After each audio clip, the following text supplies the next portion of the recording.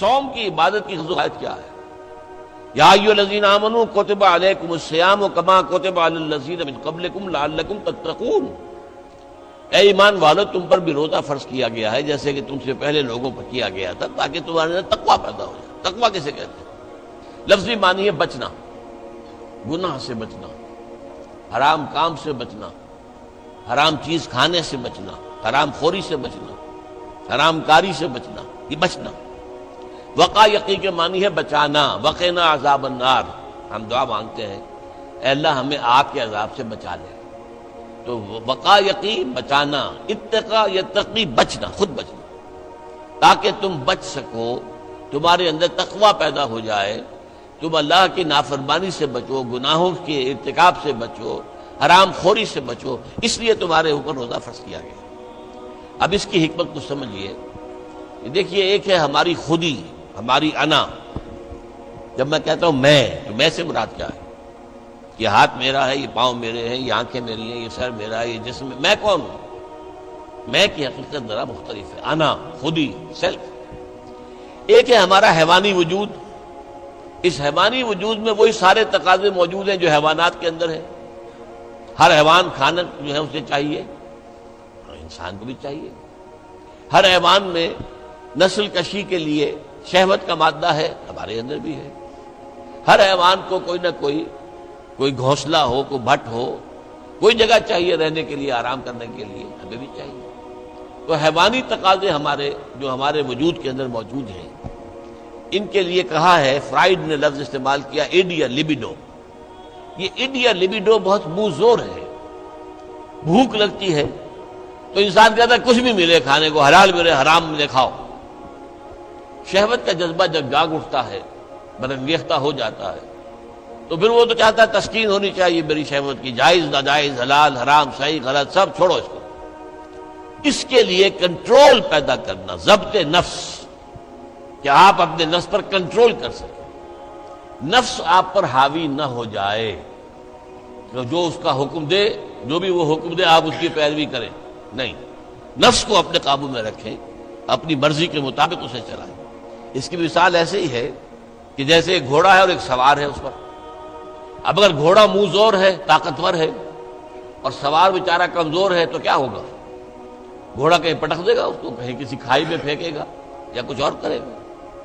لیکن اگر سوار بھی طاقتور ہے اور اس نے گھوڑے کو دبایا ہوا اپنے دونوں رانوں کے درمیان، گھوڑا محسوس کر رہا ہے کہ میرے اوپر جو بیٹھا ہے وہ جاندار ہے، تو پھر ظاہر بات ہے کہ اب یہ گھوڑا سوار کی مرضی کے مطابق چلے گا، ذرا سا اشارہ ہوگا ادھر مڑ جائے گا۔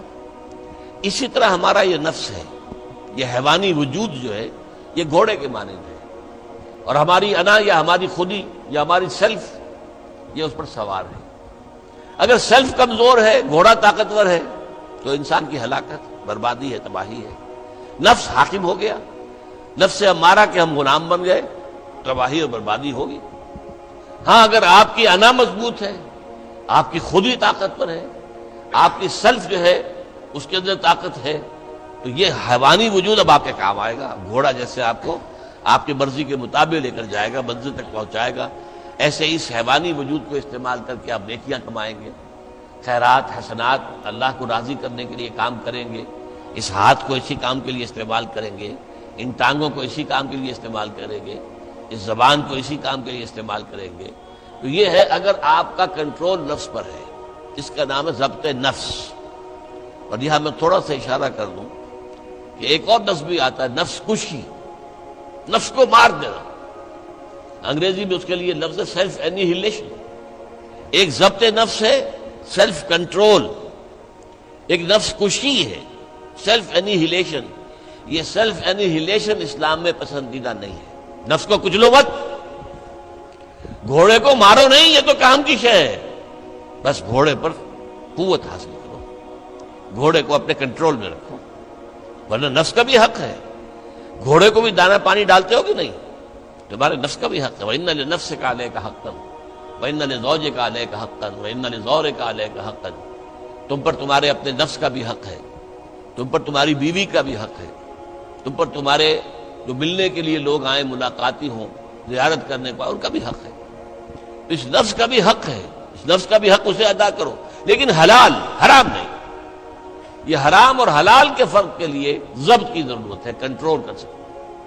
اس کنٹرول کے لیے روزے کی ایک مشقت کہہ لیں یا مشق کہہ لیں، یہ مشق ہے کہ آپ نے سال میں یہ 30 دن یا 29 دن میں شدید بھوک کے باوجود حلال چیز بھی نہیں کھائی، کھانا موجود ہے، شدید پیاس ہے۔ فرض کیجئے کہ آپ عین دوپہر میں دفتر سے یا کہیں کالج سے آپ آئے ہیں اور گھر پہنچے ہیں تو شدید پیاس کی وجہ سے، جب وہ موسم آ جائے گا جون کا اور مئی کے روزے جو ہیں تو تب معلوم ہوگا کہ روزہ کہتے کسے ہیں۔ ابھی تو ہم کچھ دنوں سے عادی ہو گئے، سردی میں روزے تھے، روزہ کچھ کہتا ہی نہیں تھا، اب بھی ذرا ہے، کچھ تھوڑا سا رنگ دکھا رہا ہے، لیکن اکتوبر کا مہینہ ہے، اس میں وہ گرمی تو نہیں ہے نا۔ لیکن ہو سکتا ہے کہ اس وقت اگر روزہ ہو تو گلے کے اندر کانٹے پڑے ہوئے ہوں گے پیاس کی وجہ سے، اور گھر میں پہنچے تو معلوم ہے پانی موجود ہے، فریج موجود ہے، ٹھنڈا پانی موجود ہے، برفاب اور بھی ڈرنکس موجود ہیں، روح افزا کی بوتل رکھی ہوئی ہے، نہیں پینی۔ کیوں؟ اللہ کی اجازت نہیں۔ یہ مشق آپ 30 دن کریں گے تو اس سے توقع ہے کہ آپ کے اندر یہ صلاحیت پیدا ہو جائے کہ بقیہ 11 مہینے حرام تو نہ کھائیں، ایک مہینے حلال بھی نہیں کھایا اللہ کے حکم کی وجہ سے، تو حرام اللہ نے کیا ہے نا، اللہ کا حکم ہے۔ 11 مہینے یہ تقویٰ پیدا ہو جانا چاہیے، یہ طاقت تمہارے اندر پیدا ہونی چاہیے، یہ صلاحیت پیدا ہونی چاہیے کہ حرام میں منہ مت مارو، حرام سے اجتناب کرو۔ یہی وجہ دیکھیے، ذرا کڑوی بات آپ کو سنا رہا ہوں۔ فرض کیجئے عین روزے کی حالت میں آپ حرام کام کر رہے ہیں، کھانا تو نہیں کھا رہے، جھوٹ بول رہے ہیں تو حرام کام ہے، سودی کاروبار کر رہے ہیں حرام کام، رشوت لے رہے ہیں یا دے رہے ہیں حرام کام۔ عین روزے میں اگر یہ کام ہو رہا ہے تو پھر یہ روزہ بے معنی ہے۔ صرف کھانا پینا چھوڑ دیا تم نے، روزہ تو نہیں رکھا، یہ روزہ تو نہیں۔ حضور کی 2 حدیثیں آپ کو سنا رہا ہوں۔ من لم یدع قول الزور والعمل به، جس شخص نے جھوٹ بولنا اور جھوٹ پر عمل کرنا نہیں چھوڑا، فلیس للہ حاجۃ ان یدع طعامہ وشرابہ، تو اللہ کو کوئی ضرورت نہیں ہے کہ وہ کھانا پینا چھوڑ دے۔ جھوٹ بولنا نہیں چھوڑا عین حالت صوم میں، تو یہ صوم نہیں ہے، فاقہ ہے۔ تم نے کھانا پینا چھوڑ دیا، بس روزہ نہیں۔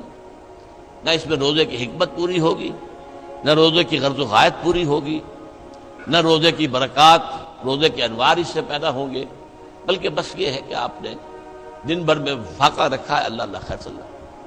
اس طرح ایک اور حدیث میں آتا ہے، کم من صائم لیس من صیامہ الا الجوع، کتنے ہی روزہ رکھنے والے ایسے ہیں جنہیں اپنے روزے سے سوائے بھوک کے اور کچھ حاصل نہیں، بھوکا رہا، بس منہ بند کیے رکھا، باقی روزہ نہیں تھا وہ۔